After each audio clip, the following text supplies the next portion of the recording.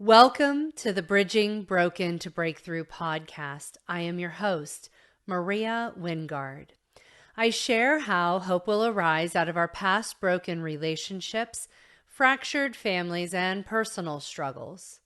Come walk a mile with me as we allow Jesus to clean out the mess and organize the rest. Today's episode is titled Meta Insecurity. It intrigues me in a horrifying yet fascinating way to witness this matrix metaverse as it takes place in real time. Everyone's plugged into the fetus fields of the matrix because their real life feels drab and boring. Thousands of people desperately copying the words of another to bring validation to their own lives by burying their insecurities in filters. It just takes 1 second scrolling through the reels of any social media platform to know what I'm saying has validity. Screaming for validation, they mimic the facial expressions and lip sync words just to try and be seen and heard as a copycat. A mere reflection of an image that we are not called to reflect. We are called image bearers, but the only words that we should be memorizing at this level are the words of Jesus Christ. Every single person living on this planet has a sphere of influence and a sphere of impact. The reels of social media is not where authentic influence resides. There's no battle birth loyalty found there. The biggest delusion of social media is that we should be available for everybody and available and able to connect with everyone. We are losing our spheres of influence by trying to dilute and spread ourselves that thin. I am not for everyone, and everyone is not for me. Too many people are wasting precious days of their lives investing in mere impact.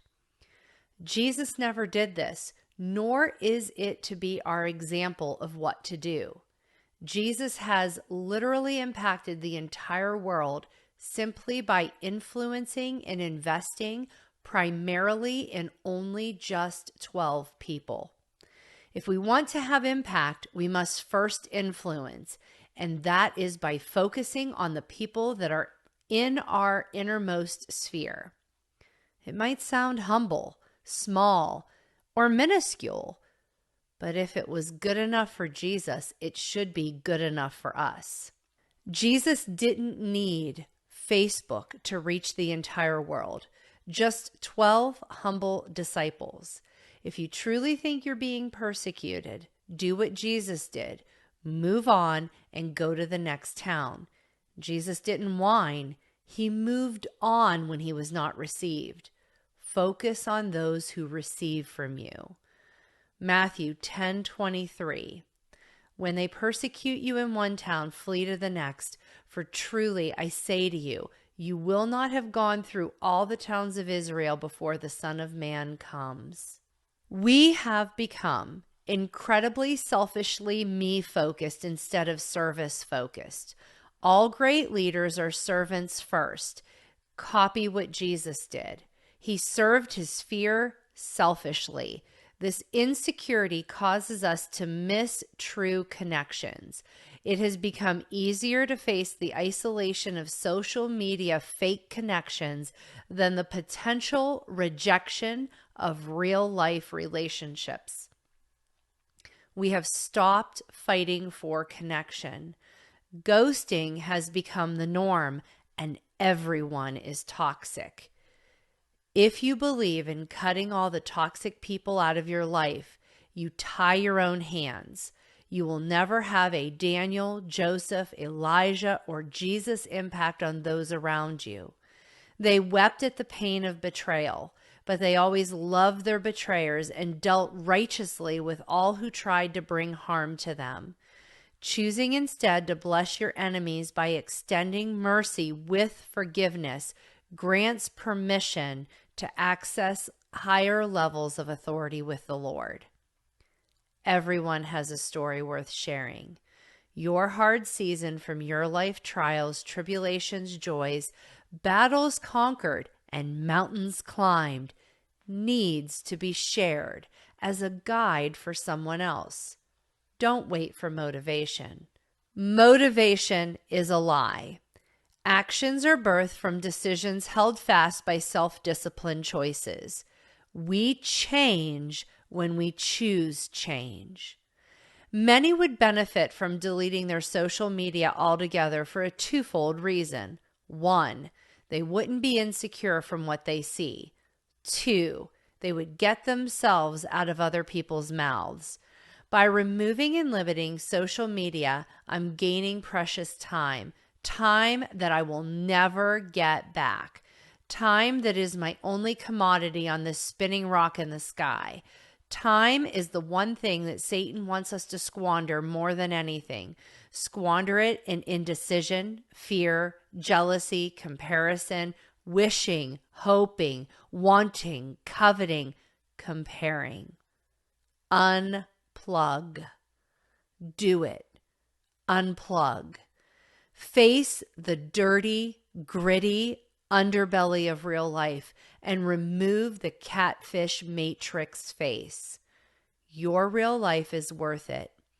Decide what you want to do and start investing in cultivating that. The one guarantee in life is everything will change. I promise you, if you invest in yourself within 6 months to a year, who you become will not be the same person that is consuming these words today. Don't try to hold everything together. That's not your job, and possibly why crippling anxiety is swirling all around. Let go. Stand back. Assess. Then only choose to pick up the pieces you're called to. Insecurity generates a fear of not being good enough. Simply put, anxiety is another word for fear. It's also okay if not everyone sees and knows what God has called you to. It's okay if they don't recognize the anointing that is on your life. Some of these people are like Saul, and some are just good people that are not called to be in your circle. Saul recognized that David was anointed to become king, but wasted his own life trying to destroy him. What if David had been hidden from Saul? Most times, we're better off staying silent about our successes just to get ourselves out of other people's mouths. You don't need their mouths on your destiny. You don't need their curses delaying your process. Be choosy who knows what's being celebrated and what's being mourned. Wisdom guards the tongue. I am grateful you decided to come walk a mile with me, your host, Maria Wingard, on the Bridging Broken to Breakthrough podcast. To find out how Jesus bridges broken to breakthrough and to listen to past episodes, please visit hopewillarise.com. And thanks for listening today.